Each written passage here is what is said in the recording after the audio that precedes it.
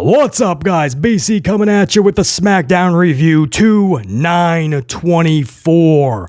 Hard to believe we are deep into Feb when it feels like just yesterday we were celebrating the new year. Time flies. Speaking of, Happy Lunar New Year. Happy Chinese New Year to everybody that celebrates. I have a lot of close people that celebrate this to another level, so I get to celebrate with them. It's always a fun time of the year. And what's even cooler, more badass, it's the year of the dragon. So, an extra special year for Bryan Danielson, the American Dragon. What? Ultimo Dragon. What? Dragon Lee. What? Ricky the Dragon Steamboat. What? Is there another one? That's all. That's the top of my dome piece, man. Any other pro wrestler that uses the gimmick of dragon, all apologies. That was pretty good, though. All right, guys, for this show, SmackDown 2/9/24. I don't have a lot of time for this review, but I'm not going to need a lot of time, unfortunately. And my veteran subscribers, you know what I'm about to say. This is what we call a one-pager. Only one page of notes for this show. That's never good. It always equals out to a page per hour. So Monday Night Raw should have 3 complete pages of notes. Whether the show is good or not, there should at least be a lot to talk about. Even if it's bad or geared more negative, at least there's substance. Right? SmackDown should have 2 complete pages, 1 per hour. It's never good when you enter Raw and you only have 2 pages or a page and a half of notes. And it's never good if SmackDown goes off the air and I only have 1 page. This is not even a complete page. BC, was it that bad? We're going to go over it, right? Because if you liked the show or not, if you loved it or not, that's not what we're doing here. That's your prerogative. This is about, was this a good or bad show? Did this do anything for WrestleMania? Did it truly get you excited for Elimination Chamber or the road to WrestleMania? Was there actual substance to the show? Do we have answers to all of these questions that we've had for so long because the company is just making decisions without making sense? So we were hoping that tonight finally, or last night, finally restored some order, right? Just start giving us some reasoning behind these decisions. For us fans that are looking at everything happening and everybody looks bad, because the company is changing things on the fly. And they're not doing it properly. So everybody looks bad. Nothing is making sense. And there's some fans that are okay with it. They're just like, this is awesome. Then there's fans like BC that is like, what are we doing? Like nothing. It just feels like we're so far off of this road to WrestleMania. Like we're already through we somehow went off the cliff. We're trying to drive through through a lake right now. I don't know, man. It just feels. Last night was one of those shows. I just was hoping just to get a lot of answers. Let's just take a breath. RELAX. And let's just start bringing everybody back together into getting excited for Mania. If Cody and Roman is your match, let's rock. But no pun intended. But let's start making it make sense again. Let's stop making Cody look like an idiot. Let's get Roman more prevalent. Let's just start the process of just, cover up this wound. I don't even care if it's Band-Aids right now, but let's just cover the wound and let's just get back on the road. And this show, I cannot tell you, did that, man. The biggest talking point this morning, the biggest discussion, guys, the biggest story from last night has nothing to do with a wrestler that's going to compete at Elimination Chamber or WrestleMania at this point. Paul Levesque McMahon is still the biggest discussion from last night's show. And Dwayne Johnson, The Rock. The Rock and Triple H, because Triple H took jabs at The Rock in the opening segment. And that was the biggest discussion throughout the show and this morning. Just a few jabs at The Rock, that's all. Somebody thinks they have more power than they do, but I'm here to tell you I make all the decisions. Right? They're playing off of all of the false reports that The Rock was trying to overtake WWE without Paul Levesque even knowing about it, which, by the way, thankfully, about 36 hours later, was officially debunked. There was never any basis to that, but I already told you that beforehand. So they said, hey, man, let's have fun with this. Let's just play off of it, right? So now H is going to take some jabs as if there is a real power struggle. But it's not going to lead to a match. I mean, you guys know that for two main reasons. You're not going to see The Rock versus Triple H ever. Two big reasons. Number one, Triple H has a pacemaker. He's got a gimmick in his chest. If this dude holds a cell phone and an electric toothbrush at the same time, he's going to malfunction and turn into dust. Literally, if he tries to compete in that ring, he's going to implode. Unfortunately. Number two, fans today would never go for that. They're both from the 90s. They're both from the Attitude Era. Oh, today's fan, it would be hashtag Haven, right? Hashtag screw the 90s. Hashtag the Attitude Era is over, man. Hashtag get with the times. Hashtag today's wrestling is booming.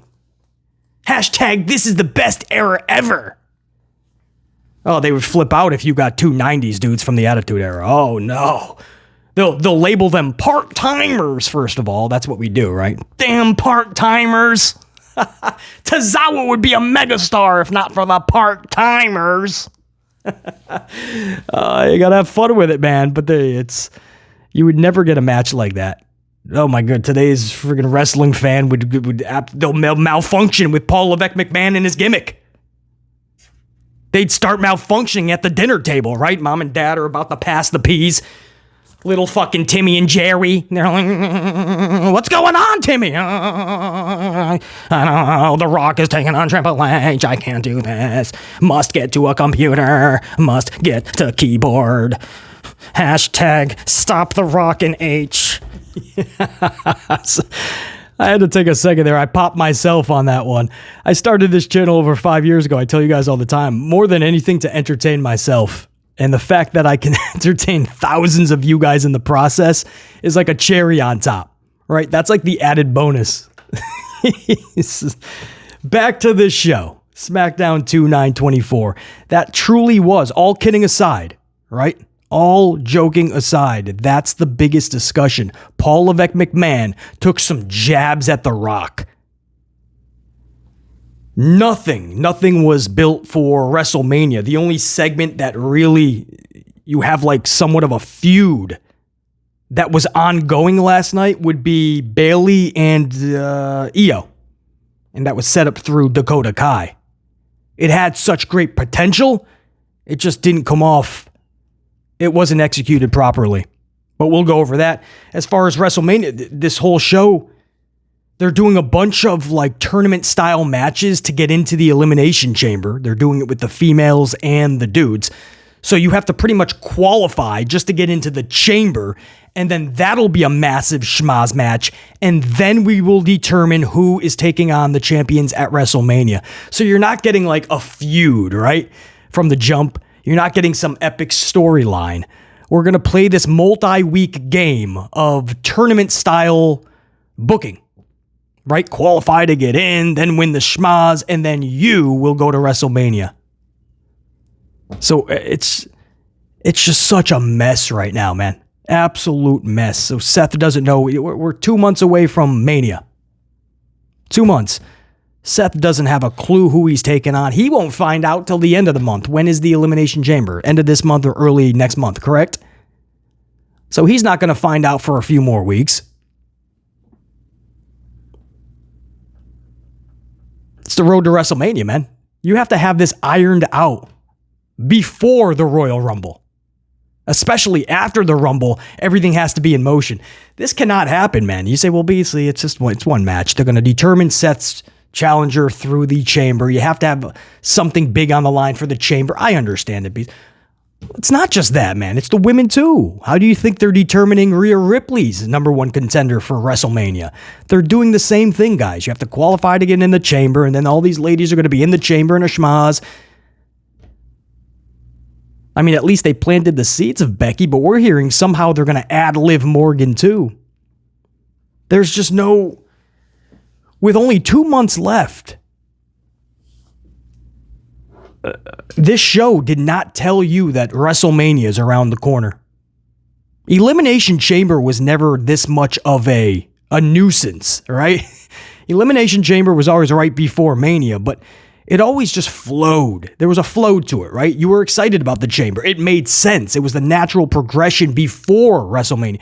Now it feels like the Chamber, because everything is so disorganized and they have no real concrete plans for Mania. Elimination Chamber just feels like a nuisance, like it's in the way.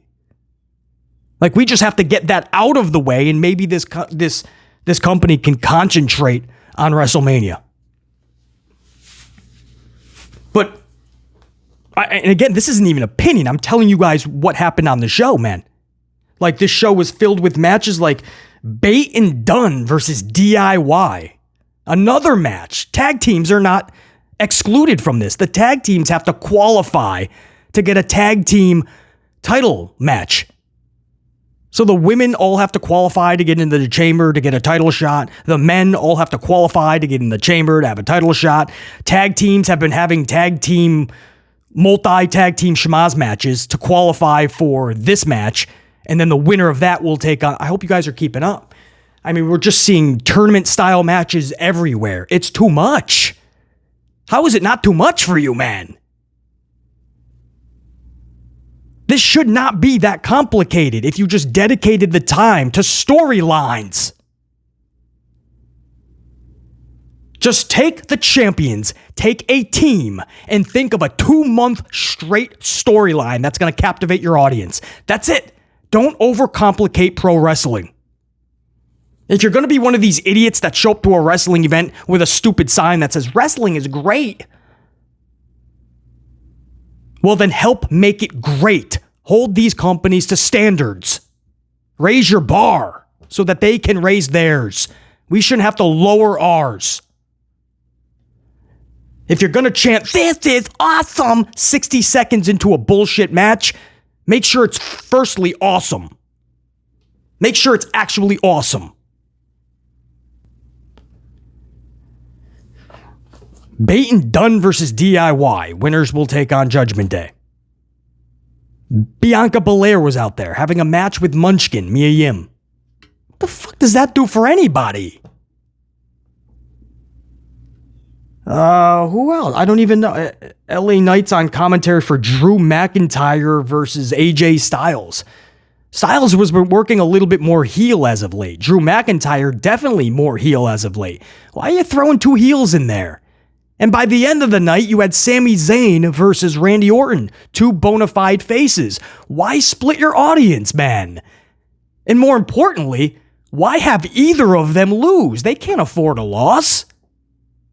Why are you having Randy and This is what HHH does. He puts the faces with the faces, the heels with the heels, and then he wonders why people are not interested or just confused. Or, forbid, think that this should be better.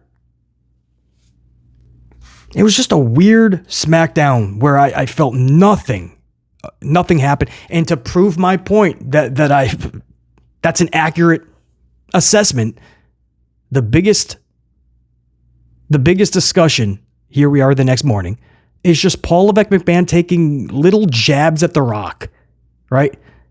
Because they were little jabs. They're just taking what everybody took as a real report, which ended up being false, which I told you from the jump. There was no accuracy behind the story. That The Rock is trying to overthrow power in WWE, and without Paul Levesque McMahon even knowing about it, which was thankfully debunked within 24 hours. I debunked it within the first hour. My people were hearing nothing of that. But it went along with this weird week-long narrative that The Rock is one of the worst human beings in the world, supposedly, right? It was just a very odd week, man, for The Rock, and the stupidity behind so much. And There was this report that he's trying to overthrow WWE's power and do it without Triple H knowing, even taking Triple H's role. So, of course, Paul Levesque McMahon and The Rock always laugh at the audience anyway. Nobody more than Paul Levesque McMahon, right? He always throws the fans under the bus. He's done it forever. So, of course, he laughs at all this and he says, let's use this then.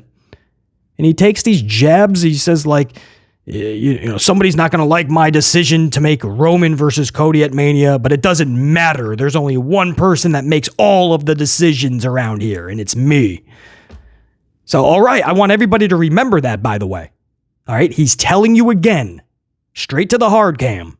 He makes all the decisions. So even if it was back in the day and Vinnie Mac was more in the weeds, it doesn't matter. This dude has always told you it's him now. So even if back in the day it was more of a Vinnie Mac or anybody else, if the dude is telling you it's him, you have to hold him accountable. At least from here on out, he said right to the hard cam for everybody to hear. So if there's bad decisions in the future, if things don't make sense, it's not Vinnie Mac, it's not The Rock, and even if it was, it wouldn't matter anymore. He is telling you it is him. Eventually, you're going to have to hold HHH accountable. That's the biggest talking point. We'll go over it. Again, this hopefully won't take long. It's less than a page of notes. And that, what we just talked about, is your biggest storyline. They're going to have Rock and Triple H sell the story of Cody and Roman because there's no story. It's just the words finish the story. That was the story for 39, and then you didn't see them cross paths for another year. One time, they barely even discussed it. And then the Rumble popped up, and here we go again. So, I'm cool with Cody and Roman, right? They ain't gonna be bitching and crying and moaning. Hopefully not, anyway, from anybody going forward, because we all want to be on this road to WrestleMania and have it be intriguing, hopefully exciting. So if Cody and Roman's the match, then you know what? Just do it properly. And we'll try to get on board. But do not muddy the waters. We don't need triple threats, fatal four-way. We don't need any of that. Just have a champion versus a challenger and do it properly, man.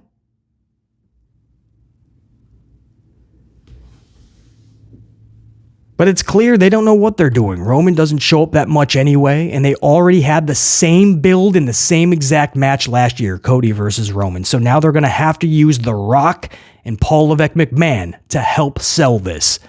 I'm cool with it. If you want to have Hollywood Rock, that heel that would shred people in the middle of the ring verbally, I'm down with it against like the new-aged corporate authority of Paul Levesque McMahon and whoever his goons are. You know, I'm down with that, but it's not going to lead to a match between them. So this is really just to pump up Cody and Roman somehow, and then maybe The Rock can have a match with Cody, I guess, in the future now, because a Roman match is so far out of the question. I think we all lost that dream match. That's done. And that's, that sucks, but maybe you can salvage a Cody versus Rock match. I don't know, guys. This is all over the place, and SmackDown did nothing to answer any of these questions. So we start the show, Triple H reaffirming it will be Roman versus Cody at Mania, and then he continued to plant the seeds of a Hollywood heel Rock versus a new-aged corporation, a bloodline versus new-aged authority, basically. And he says someone back there will not like my decision for Mania, but it doesn't matter what you like. Of course, he's talking about The Rock. Nick Aldis and Adam Pearce, who were also in the ring at the moment, they then announce a series of matches to determine who goes to the Elimination Chamber, where the winner of the chamber then goes to WrestleMania to face Sethington for his loser's bracket title. Roman's words. So if that's confusing to you, it was. For the next 2 minutes, they just spit out a bunch of names, a bunch from Raw, a bunch from SmackDown. They're all going to compete in a bunch of matches that are intertwined, Raw and SmackDown. The winners of those matches will then go to the chamber where you'll have that schmaz, and the winner of that will then go take on Seth. Or you could just start a badass feud that we care about, right? And spend this valuable time, these shows and all of these weeks.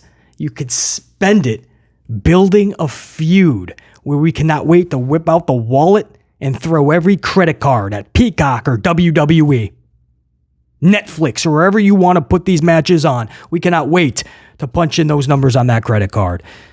We do that by the stories, the feuds. How many tournaments can you have at once, man? The dudes are all having a series of matches just to get into the Elimination Chamber, which is a schmaz to get to the title. The women are doing the same thing. The dudes are also having multi-man schmaz tournament-style matches just to get a title shot. Is there any creativity in this company?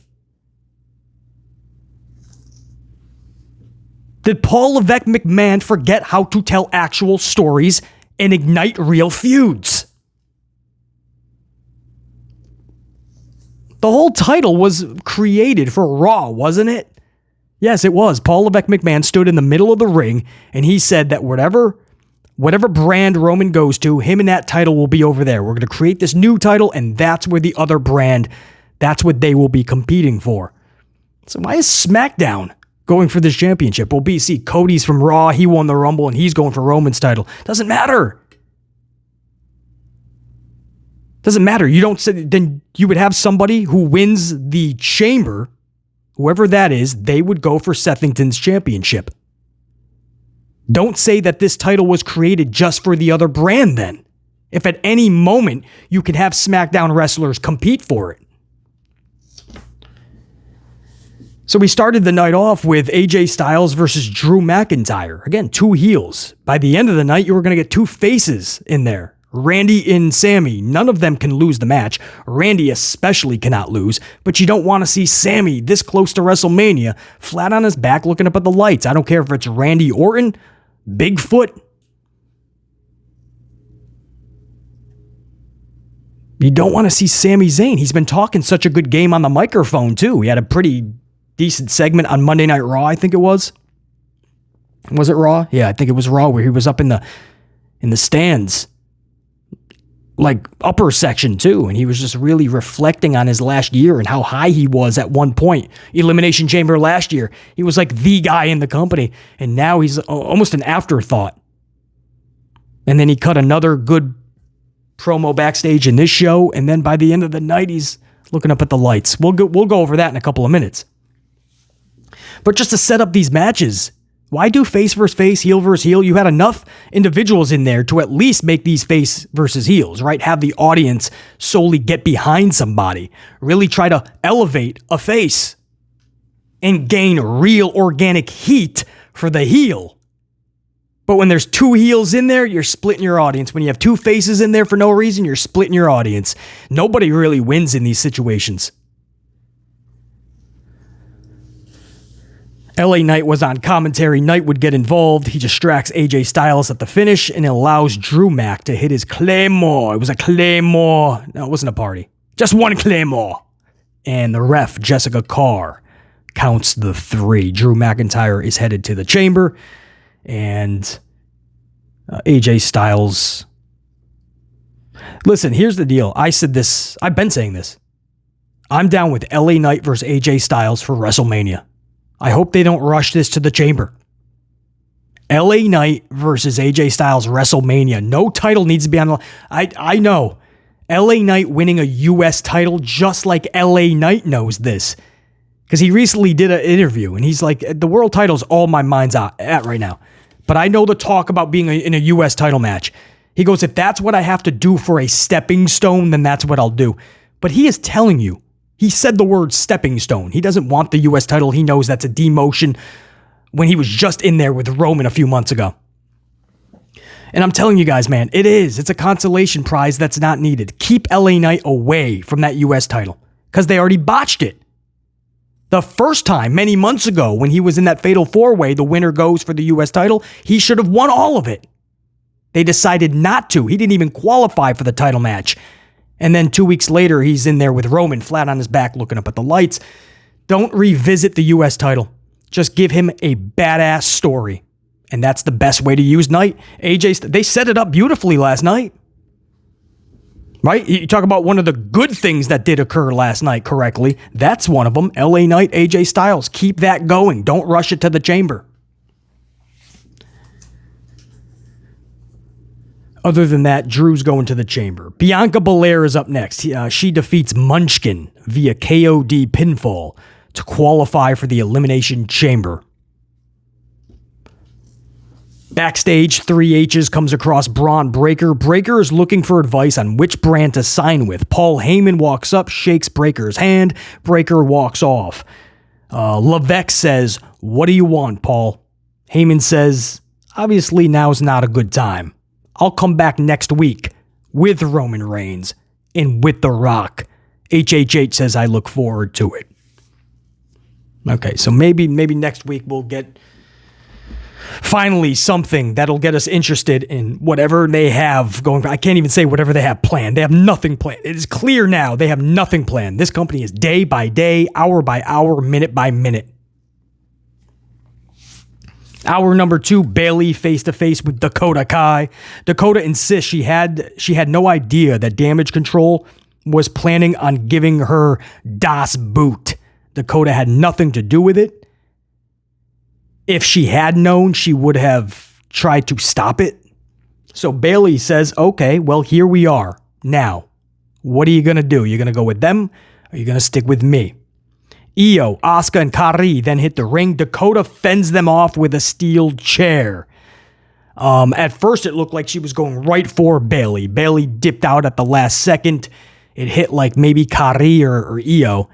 And then Dakota's like, "All right, I might as well keep going." And she just goes for every Damage Control member at that point. And then at the finish of this segment, Bayley and Dakota just stare at one another.